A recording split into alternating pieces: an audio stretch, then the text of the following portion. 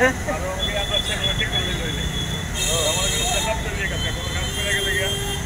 সঙ্গে আমাদের দলের সাধারণ নাগরিকও কাজ ঠিক করে কাজ দেখা যায়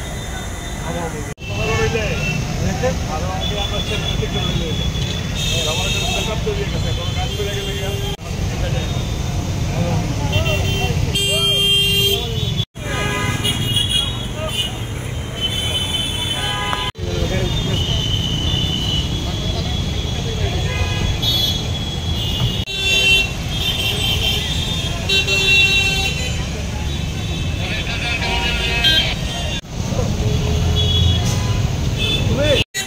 নজরে পড়লে নিশ্চয়ই করতো সহৃদয় ব্যক্তি বৃক্ষপ্রেমী ব্যক্তি সবসময় আছে, হয়তো নজরে পড়ে আমার নজরে পড়লো, আমি এটা ঠিক করার চেষ্টা করলাম এবং সবাই করলে আমরা যে বৃক্ষহীন অবস্থায় চলে যাচ্ছি বৃক্ষ হবে না।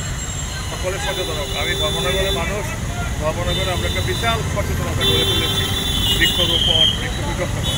ধন্যবাদ। প্রধানমন্ত্রী একটা বার্তা মানে একের এক মা কি নাম কি বলবেন?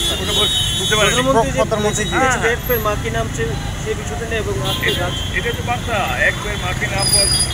সবাই যদি এগিয়ে আসে নিজের মার নামে, যদি জীবিত থাকুক যদি পৃথিবীতে না থাকুক তাহলে বৃক্ষে ছয়লাভ হয়ে যাবে আমাদের ভারতবর্ষ।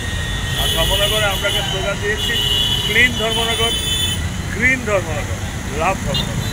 যেভাবে আবহাওয়া পরিবর্তন হচ্ছে এবং বনদস্যুদের দ্বারা বিভিন্ন গাছ কাটা হচ্ছে সেই জায়গা থেকে আপনি কি মেসেজ থাকবে? একটা গাছ কাটলে কটা গাছ লাগানো কি মেসেজ থাকবে? মিনিমাম 10টা গাছ লাগানো উচিত বলে মনে করি। কারণ একটা গাছ যখন সে পরিপূর্ণ গাছ, সে যে পরিমাণ অক্সিজেন দেয়, এই পরিপূর্ণ গাছটা যে পরিমাণ কার্বন ডাইঅক্সাইড শোষণ করে, সেটা একটা ছোট বৃক্ষ লাগানো বড় হতে হতে তার যে বৃক্ষটা যেটা গ্রহণ করে এবং বর্জন করে, মানে বৃক্ষ আমাদের অক্সিজেন দেয়, একটা ছোটো গাছ লাগালে সেটা বড় হতে হতে ওই জায়গাটা কিন্তু ভেকুয়া হয়ে গেল।